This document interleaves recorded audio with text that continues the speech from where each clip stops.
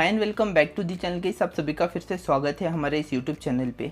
आज के इस वीडियो में हम लोग बात करने वाले हैं ऑडिट नोटबुक के बारे में। ओके, तो ऑडिट नोटबुक क्या होता है, ऑडिट नोटबुक में कैसे चीज़ों को आप आके एंटर करोगे, वो सब कुछ यहाँ पे हम लोग सीखने वाले हैं। ठीक, तो ऑडिट नोटबुक क्या होता है? ऑडिट नोटबुक ऐसा किताब होता है, मतलब ऐसा किताब या फिर रजिस्टर, नोटबुक, कुछ भी आप समझ लीजिए, जिसके अंदर ऑडिटर अपना सारा डाउट, अपना क्वेरीज, एक्सप्लेनेशन, जो कुछ भी उसने रिसीव किया है वो सब कुछ आके यहाँ पे लिखेगा। क्यों लिखेगा? क्योंकि यहाँ पे लास्ट में उसको समझना पड़ेगा कि उसने क्या क्या कंटेंट ये किया, मतलब वहाँ पे क्या क्या एक्शन लिया गया था ऑडिटर के द्वारा, और किन किन लोगों से एक्सप्लेनेशन मिला, कितना सारा डाउट है उसके पास, वो सब कुछ इसे आके लिखना पड़ता है। क्योंकि उसे लास्ट में ये हेल्प करता है ऑडिट नोटबुक पूरा का पूरा ऑडिट का ये समझने के लिए, मतलब ऑडिट का जो कुछ भी हुआ था, मतलब ऑडिट के अंदर जो कुछ भी उसे प्रॉब्लम फेस हुआ, वो सब कुछ आके समझने के लिए इसे आके ऑडिट नोटबुक रखते हैं।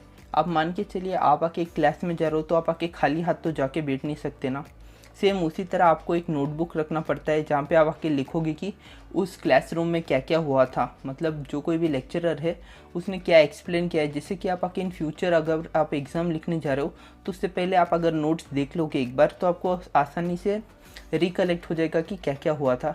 सेम उसी तरह ऑडिटर भी यहाँ पे अपना एक नोटबुक रखते हैं जिससे कि वो आके रिकलेक्ट कर सकते हैं जो कुछ भी इंसिडेंट उसने फेस किया है। ओके, तो अब बात करते कि इसका मीनिंग, ये देखिए मीनिंग का आप आके स्क्रीनशॉट ले लीजिए या फिर आप आके हमारे वेबसाइट में जाके नोट्स आके पूरा का पूरा डाउनलोड कर सकते हो, डाउनलोड करके आप पढ़ सकते हो। देखिए, audit notebook is a register maintain by the audit staff to record important points, observed error, doubtful queries and explanation and clarification to be received from the client.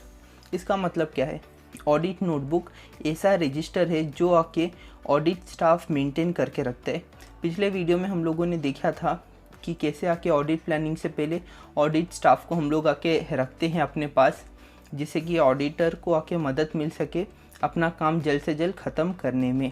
Okay, तो आपने वो वीडियो नहीं देखा तो आई बटन पे है, या फिर आप अपना पूरा का पूरा प्लेलिस्ट देख सकते हो जिसमें ऑडिट के बारे में सब कुछ समझा गया है A to Z। ओके, यहाँ पे कोई भी पॉइंट्स में मिस नहीं करने वाला हूँ। देखिएगा इस यहाँ पे कुल मिला के 20 से लेके 18 तक यहाँ पे पॉइंट्स है ऑडिट कंटेंट में, तो ये आपको हेल्प मिल सकता है। आप अगर यहाँ पे CA का एग्ज़ाम लिख रहे हो या फिर कोई भी अकाउंटिंग का रिलेटेड एग्ज़ाम लिख रहे हो, अगर ऑडिटिंग का है तो आपको एक क्वेश्चन आ सकता है, आप आके इसे आराम से रिवाइज़ कर सकते हो। और आपके पास एक रफ नोट भी ले लीजिए जिससे कि आप आके छोटा छोटा नोट्स बना के रख सकते हो। ओके, जिससे कि आप आके लास्ट में एक आराम से एक पॉइंट बना के लिख के पॉइंट ये मतलब आपको मार्क्स मिल सके। तो देख लिया आपने यहाँ पे कि ऑडिट का जो स्टाफ होता है वो लोग आके ऑडिट नोटबुक रखते हैं अपने पास, जिससे कि वो लास्ट में आके ऑडिटर के पास जाके ये सब कुछ का क्लैरिफिकेशन, एरर जो कुछ भी है उसके बारे में डिस्कस कर सके ऑडिट के एंड में, ना कि शुरुआत में। जैसे कि हम लोगों ने क्लासरूम में देखते हो कि कोई भी टीचर के सामने जाके कोई भी सवाल हो तो नहीं पूछ सकते, उसका एंड में, मतलब क्लासरूम होने के बाद, क्लास होने के बाद ही आप जाके सवाल पूछते हो, राइट। सेम उसी तरह आप आके यहाँ पे समझ के रखिए। ओके, इतना हो गया। It also contains different information regarding the day-to-day work performed by the audit clerk. Audit clerk कोई होता है, ऑडिट जो स्टाफ होता है उनको आप ऑडिट क्लर्क कहते हो। तो ऑडिट क्लर्क ने जो कुछ भी डे टू डे, मतलब हर एक एक दिन में जो कुछ भी उसने लिखा है, मतलब ये काम किया है, वो सब कुछ रिकॉर्ड करके रखेगा, जिससे कि ऑडिटर को मालूम पड़ सके कि हाँ, ये जो ऑडिट स्टाफ है वो लोग आके बहुत ही ज़्यादा प्रोडक्टिव है और अच्छा काम करते। सही, तो इतना हम लोगों ने देख लिया मीनिंग में। आप आके मीनिंग का ये स्क्रीनशॉट लेके आपका ये मतलब आप आके मीनिंग लिख सकते हो एग्ज़ाम में। अब बात करते कंटेंट ऑफ ऑडिट नोटबुक। इसके अंदर मैं बता देता हूँ गाइस, जो इंपॉर्टेंट है मैं उसे मार्क करूँगा पेंसिल से, जिससे कि आप अपना खुद का पॉइंट बना सकते हो। ओके, तो देखिए content of audit notebook. Content of audit notebook मतलब एक ऑडिट नोटबुक के अंदर क्या क्या रहता है उसके बारे में हम लोग बात करेंगे। ठीक, तो देखिए यहाँ पे nature of business. Nature of business मतलब नेचर ऑफ बिजनेस, जो कोई भी वो ऑर्गेनाइजेशन है जिसके लिए आके ऑडिटर काम कर रहा है या फिर ऑडिट कर रहा है, तो उसका नेचर ऑफ बिजनेस क्या है। क्या ये बिजनेस कोई ट्रेडिंग है या फिर ये आके सर्विस बेस है, वो सब कुछ आपको यहाँ पे लिख के रखना पड़ेगा ऑडिट नोटबुक के अंदर। Okay, summary of important documents, memorandum of association, article of association और पार्टनरशिप डीड। सबसे पहली बात गई, यहाँ पे आपको बिजनेस का नेचर आपको लिख के रखना पड़ेगा। फिर आपको आके शॉर्ट समरी बना के रखना पड़ेगा कि इम्पॉर्टेंट डॉक्यूमेंट्स, जैसे कि इसके लास्ट ईयर का जो कोई भी यहाँ पे बैलेंस शीट है उसके बारे में। फिर मेमोरेंडम ऑफ एसोसिएशन, मतलब इंटरनली जो कोई भी बिजनेस होता है उसके बारे में। फिर एक्सटर्नली जो कुछ भी कनेक्शन है उसके बारे में। फिर लास्ट में पार्टनरशिप डीड है, तो यहाँ पे आपको लिख के रखना पड़ेगा कि पार्टनरशिप डीड में क्या क्या लिखा गया है। मतलब जो कोई भी वो बिज़नेस का पार्टनर है उसे कितना परसेंटेज आके पावर मिला है, कितने परसेंट का शेयर मिला है, या फिर कितना परसेंट का उसे प्रॉफिट मिलता है, डिपेंडिंग अपॉन उसका रेशो। ओके, तो हो गया एक। अब दूसरा आता है a list of books of account maintain, मतलब list of books of account maintain, जितना भी आके बुक्स ऑफ अकाउंट मेंटेन किया गया है ऑडिट, मतलब यहाँ पे अकाउंटेंट के द्वारा, तो उसे सब कुछ आपको यहाँ पे सब कुछ आके आपको यहाँ पे लिख के रखना पड़ता है। ओके, मतलब यहाँ के आप पे लिख के रखना पड़ता है, जिससे कि आपका जो ऑडिट होगा, मतलब यहाँ के आप आके समझिए अपने आपको ऑडिटर, तो आप अगर ये सब कुछ का लिस्ट बना के रखते हो अकाउंट्स का, तो यहाँ पे बाई चांस आके अगर यहाँ पे वो कंपनी कुछ भी छुपा रहे तो आपको वो आसानी से पता चल जाएगा, क्योंकि यहाँ पे आप आके लिस्ट बना के रख रहे हो, ये सब किताबें हैं और इतना सब कुछ आपको एग्जामिन करना है। यहाँ पे कोई भी बुक आके चोरी नहीं हो सकता या फिर गायब नहीं हो सकता, क्योंकि आपने पहले से लिस्ट बना के रखा है कि इतने सारे बुक है, मतलब आप समझिए 10 या 20 बुक है, तो 10 या 20 यहाँ पे लिख के रखना पड़ता है, जिससे कि आपको पता चले कि इनका कोई भी बुक गायब नहीं हुआ एग्जामिन के टाइम पे, मतलब ऑडिटिंग के टाइम पे। ठीक, ये भी हम लोगों ने समझ। तो गाइस अब हम लोग तीसरे पॉइंट पे आएंगे। तीसरा पॉइंट है particular as to the system of accounts followed and the system of internal check enforced. मतलब यहाँ पे particular as to the system of account का मतलब यहाँ पे जो कुछ भी आप एंटर करते हो अकाउंट्स के अंदर, और उसके साथ जो सिस्टम ऑफ इंटरनल चेक होता है वो आके कैसे काम करता है, वो सब कुछ का जानकारी आपके पास होना चाहिए, जिससे कि आपको आके आसानी से ऑडिटिंग हो सके, जिससे कि आप आके आसानी से ऑडिटिंग कर सकूं। अब अपने आप को ऑडिटर समझ चुके हो, तो यहाँ पे आपको देखना पड़ेगा कि किस तरह से यहाँ पे अकाउंटिंग का सिस्टम चलता है एक बिज़नेस के अंदर। मान के चलिए इंटरनल चेक हो रहा है, तो आपको मैंने लास्ट वीडियो में बता दिया था कि इंटरनल चेक के दौरान यहाँ पे सभी जो टॉप आके ये अकाउंटेंट है वो लोग आके नीचे वाले अकाउंटेंट का पूरा किताब को चेक करते हैं, जिससे कि कोई भी एरर ना हो। सेम उसी तरह लाइन वाइज आके यहाँ पे A to Z आके सारे अकाउंटेंट को चेक किया जाता है, जिससे कि कोई भी नीचे का जो ये लोअर लेवल अकाउंटेंट है उसके पास से कोई एरर ना हो। फिर मिडिल लेवल उसी तरह से यहाँ पे किया जाता है, जिससे कि आके ऑडिटर को हेल्प मिल सके अकाउंटिंग के टाइम पे। तो आपको यहाँ पे देखिए ये वाला पूरा का पूरा आपको लिखना है यहाँ पे particular as to the system of account, या फिर आप आके लिखते हो system of internal check enforced, मतलब क्या काम आ रहा है। इन्फोर्स मतलब वो इंटरनल चेक के दौरान। अब हम लोग आके फोर्थ पॉइंट के ऊपर आ जाते हैं। हमारा फोर्थ पॉइंट देखिए, name of principal officer, their duties and responsibilities. मतलब यहाँ पे देखिए name of principal officer. Principal officer मतलब हेड ऑफिसर। यहाँ पे हेड ऑफिसर का मतलब आप समझ के चलिए CEO हो गया, ठीक है, CEO होगा। फिर CFO हो गया। वही उसी तरह के ऑफिसर्स को आप आके कहते हो प्रिंसिपल ऑफिसर। वही प्रिंसिपल ऑफिसर्स के जो पावर है, उनका ड्यूटी है, उनका रिस्पॉन्सिबिलिटी है, उन सबको आपके नोट डाउन करके रखना होता है, जिससे कि आप आके इन फ्यूचर क्लैरिफिकेशन के लिए आप आके उनके पास से जाके पूछ सकते हो। ओके, तो हम लोगों ने 4 पॉइंट्स देख ले।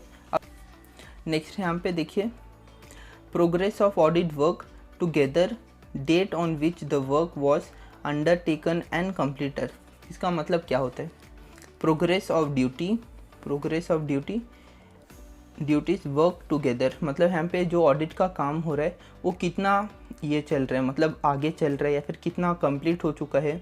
उसके साथ आपको डेट लिखना पड़ेगा। डेट लिख के ही तो आप आके पता करोगे कि 1 दिन में या फिर 2 दिन में कितना काम हुआ है ऑडिटिंग का। उसी को आप आके कह सकते हो progress of audit work. Progress of audit work का मतलब वही होता है कि आप कितना काम कर चुके हो, वो सब कुछ आके day to day audit notebook में मेंशन करके रखना पड़ता है, जिससे कि आप आके फ्यूचर में दिखा सकते हो इतने घंटे में इतना ऑडिट का काम किया गया था हमारे दौरान। ओके, तो इसे आप कहते हो कि प्रोग्रेस ऑफ ऑडिट वर्क। इसी को आप आके आराम से एक्सप्लेन कर सकते हो और आपको अच्छा मार्क्स मिल जाएगा। हम लोगों ने देखिए 5th पॉइंट पे आ चुके हैं। ओके, हो चुका है आपका ये वाला। और कोई डाउट है तो आप आके नीचे कमेंट सेक्शन में बताइए, जिससे कि मैं आपको आराम से कमेंट सेक्शन में आपको एक्सप्लेन कर सकूँ। Okay, correspondence with different authorities, मतलब यहाँ पे जो डिफरेंट अथॉरिटीज़ होते हैं, जैसे कि यहाँ पे मैनेजर हो गया आपका, फिर अकाउंटेंट हो गया, असिस्टेंट अकाउंटेंट हो गया, उनके साथ आपको आके बात करना पड़ता है कि क्या ये बिल सही है या फिर गलत है। आपको आके उनके साथ अकाउंट्स के बारे में डिस्कस करना पड़ता है, जिससे कि आपको भी आके क्लियरिफाई हो सके कि अकाउंट्स में कोई गड़बड़ी तो नहीं है या फिर कुछ भी चेंजेस तो नहीं है। तो उसके लिए आपको आके दूसरे जो अथॉरिटीज़ है उनके साथ आके बात करना पड़ता है एक कंपनी के अंदर। ठीक, कंपनी के अंदर अलग अलग अथॉरिटीज़ होते हैं, जैसे कि फाइनेंस का अलग हो गया, प्रोडक्शन का अलग हो गया, वो सब कुछ तो आपको पता है। तो उसी अथॉरिटीज़ से बात करना पड़ता है कि क्या ये सब कुछ सही है या फिर गलत है, फाइनेंस का फिर प्रोडक्शन का जो कुछ भी लिखा गया है। ओके, फिर यहाँ पे देखिए ऑडिट प्रोग्राम, ये वाला पॉइंट में ऑडिट प्रोग्राम का जो आगे वाला वीडियो मैं आपको पोस्ट करूँगा, उसके अंदर आपको ऑडिट प्रोग्राम इन डेप्थ आके सिखा दूँगा। ओके, तो ऑडिट प्रोग्राम के अंदर जो कुछ भी कंडक्ट किया गया था ऑडिटर के दौरान या फिर ऑडिट स्टाफ के द्वारा, तो उसे आपको ये मतलब नोट डाउन करके रखना पड़ता है ऑडिट नोटबुक में। राइट, हो गया हमारा ये वाला पॉइंट। अब देखिए allocation of work among different audit staff. Allocation of work among different audit staff का मतलब है अलोकेट करना, मतलब यहाँ पे मान के चलिए ये सिर्फ फाइनेंस का ही किताब हाथ में लेगा ये वाला ऑडिट स्टाफ, फिर ये वाला ऑडिट स्टाफ सिर्फ आके प्रोडक्शन का ही ये मतलब अकाउंट्स को आके चेक करेगा। उस तरह से अलोकेट करेंगे, मतलब अलोकेट मतलब बांटेंगे काम को ऑडिट स्टाफ के पास, उसी को आप कहते हो कि allocation of work among different audit staff. अलग अलग जो ऑडिट स्टाफ है उनके पास आके आप आके डिस्ट्रीब्यूट करोगे काम को। ठीक, तो ये देखिए वो सब कुछ आपको लिखना पड़ता है ऑडिट नोटबुक में, जिससे कि यहाँ पे पता चले कि अगर यहाँ पे अकाउंट्स में कुछ गलत है तो किस ऑडिट स्टाफ को पकड़ना पड़ेगा, किस ऑडिट स्टाफ से क्वेश्चन करना पड़ेगा। उसी के लिए हम लोग आके ऑडिट नोटबुक में सब कुछ लिख के रखते हैं। ओके, फिर देखिए queries which have not been clarified. यहाँ पे आपके पास सवाल है तो आप आके इमीडिएटली जाके उस अकाउंटेंट के वो जाके पूछ नहीं सकोगे कि बोलो ये क्यों आके ऐसा है या फिर क्यों नहीं है, क्योंकि वो भी उसका काम कर रहा है। तो आपको लास्ट में मतलब आपको टाइम मिलेगा क्वेश्चन का क्लैरिफिकेशन लेने के लिए, तो उसी दिन तक आपको वेट करना पड़ेगा और आपको लिखना पड़ेगा कि ऑडिट नोटबुक में आपका क्या प्रॉब्लम है, मतलब आपका क्या सवाल है, उसको लास्ट में आप आके उसे क्लैरिफाई करोगे। ओके, फिर लास्ट में ये देखिए यहाँ पे दूसरा वाला point, list of missing receipt, voucher, bills etcetera. यहाँ पे कुछ भी अगर आपको लगता है कि ये वाला डेट का बिल आपको नहीं मिल रहा है या फिर आपको अकाउंटेंट ने नहीं दिया है, तो इसको सब कुछ आपको लिख के रखना पड़ेगा, जिससे कि ऑडिटर को आके पता चले कि हाँ इस वाले डेट में आके रिसिप्ट नहीं मिला है, फिर वोचर आके गायब है। तो लास्ट में ऑडिटर आके जो टॉप लेवल मैनेजर है उनके साथ जाके डिस्कस कर सकते हैं और उस बिल का कहाँ पे है वो आके फाइंड आउट कर सकते हैं। ओके, तो ये वाला हो गया हमारा पॉइंट। अब देखिए दूसरा, special points arising during the course of audit, attention of the auditor must be drawn. यहाँ पे देखिए ऑडिट मैंने जैसे कि आपको बता दिया कि ज़्यादातर काम आके ऑडिट क्लर्क या फिर आप कह सकते हो ऑडिट स्टाफ करता है। तो ऑडिट स्टाफ को आके सब कुछ यहाँ पे एक ये रखना पड़ता है, लॉकडाउन करके रखना है ऑडिट नोटबुक में कि कोई भी आके गड़बड़ी हो या फिर कोई भी डाउट हो तो उनको लिख के रखना पड़ता है, जिससे कि लास्ट में आप आके ऑडिटर को बता सकते हो या फिर उनके नज़र में ला सकते हो कि किस जगह में डाउट है या फिर किधर आके प्रॉब्लम है, वो आपको यहाँ पे बताना पड़ेगा इन ऑडिटर को। ओके, फिर देखिए particulars of cash balance, investment, fixed asset या फिर fixed deposit, reconciliation statement of principal bank account. इसका मतलब क्या होता है?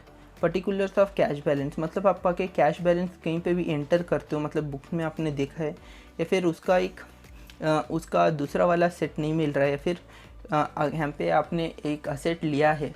ओके, मान के चलिए 10 लाख का असेट एक कंपनी ने ख़रीदा है, फिर उसके बाजू में आके उसका भाव बढ़ चुका है, तो कितना मार्केट वैल्यू है, कितना की स्टैंडर्ड वैल्यू है, वो सब कुछ यहाँ पे एक रिकन्सिलेट मतलब री से आके आपको डिफाइन करना पड़ेगा। वो सब कुछ यहाँ पे ऑडिट नोटबुक में लिख के रखना पड़ेगा कि इसका पुराना वैल्यू कितना था ये बिल्डिंग का और नया वैल्यू कितना है, वो भी आपको लिख के रखना पड़ेगा, क्योंकि ऑडिटर को यहाँ पे बताना पड़ता है कि नया वैल्यू क्या है और पुराना वैल्यू क्या है, क्योंकि उसी के ऊपर आके डिपेंड होके टैक्स वो सब कुछ आके डिसाइड होता है। ओके, तो ये वाला हम लोगों ने देखा particulars of cash balance, investment, fix deposit, ये सबको आके चेक करना पड़ता है ऑडिट स्टाफ के द्वारा या फिर ऑडिट क्लर्क के द्वारा, और नोटबुक में मेंटेन करके रखना पड़ता है। ओके, फिर यहाँ पे देखिए extracts of minutes of contract affecting the accounts. यहाँ पे जो कोई भी यहाँ पे कॉन्ट्रैक्ट अफेक्ट कर रहा है अकाउंट्स को, मान के चलिए यहाँ पे कंपनी ने आके 2 साल के लिए कॉन्ट्रैक्ट लेके रखा है कि ये लोग आके समझ लीजिए बिल्डिंग के कंस्ट्रक्शन का एक कंपनी है, जैसे कि L&T कंपनी हो गया, ठीक। तो यहाँ पे आके एक कॉन्ट्रैक्ट लेके रखा है कंपनी ने, तो कंपनी का जो कॉन्ट्रैक्ट है वो आके डायरेक्टली अफेक्ट करेगा बैंक अकाउंट को। कैसे अकाउंट को आके अफेक्ट करेगा, जैसे कि यहाँ पे कैश फ्लो बहुत ज़्यादा होगा, मतलब यहाँ पे मटेरियल खरीदेंगे, यहाँ पे आके पैसे पे किया जाएगा जो क्लाइंट के द्वारा, तो उसी को यहाँ पे लिख के रखना पड़ता है कि यहाँ पे क्या क्या हुआ था और क्या नहीं हुआ था ऑडिट स्टाफ के द्वारा। ओके, देखिए यहाँ पे extract of minutes and contract affecting the account, यहाँ पे अकाउंट में आपको लिख के तो रखना पड़ेगा कि इतना सारा डायरेक्ट मटेरियल आया, इतना वेजेस आया था, वो सब कुछ यहाँ पे मिनट्स ऑफ कॉन्ट्रैक्ट में आपको लिख के रखना पड़ता है।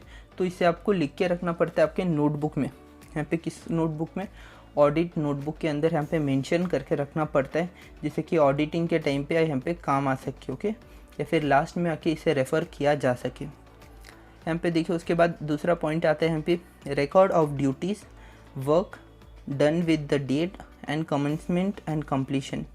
यहाँ पे देखिए एक ऑडिट क्लर्क को एक ड्यूटी दिया गया था कि आप आके इस अकाउंट्स को पूरा का पूरा ये कीजिए, मतलब यहाँ पे ऑडिट कीजिए और मुझे बताइए कि कितने टाइम लगा आपको।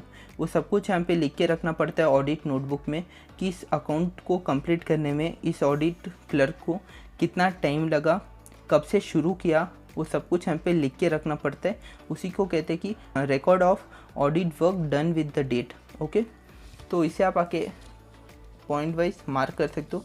इंपॉर्टेंट पॉइंट्स आप आके अपने आप फाइंड कर लोगे तो सही रहेगा, जिससे कि आप आके अपना खुद का नोट्स बनाओगे तो आराम से आप आके इसे ऐड करके रख पाओगे। ओके, तो गाइस यहाँ पे दूसरा देखते हैं particulars regarding the financial policies followed by the business. यहाँ पे देखिए particulars regarding the financial policies followed by the business, मतलब यहाँ पे बिजनेस आके, मतलब जो आपका क्लाइंट है, आप आके अपने आप को ऑडिटर मान के चलिए, और जो कोई भी आपका क्लाइंट है वो किस तरह का फाइनेंशियल पॉलिसीज फॉलो करता है अपने बिजनेस के अंदर, वो सब कुछ आपको लिख के रखना पड़ेगा, जिससे कि आप आके रेफ़र कर सकते हो अपने ऑडिटिंग के टाइम पे कि ये वाला बिजनेस है तो इस तरह से इनका फाइनेंशियल पॉलिसीज़ होगा, और आप आके अपना सजेशंस भी दे सकते हो एज एन ऑडिटर लास्ट में, जो कोई भी यहाँ पे टॉप लेवल मैनेजमेंट होगा या फिर जो स्टेक होल्डर्स होगा उनको।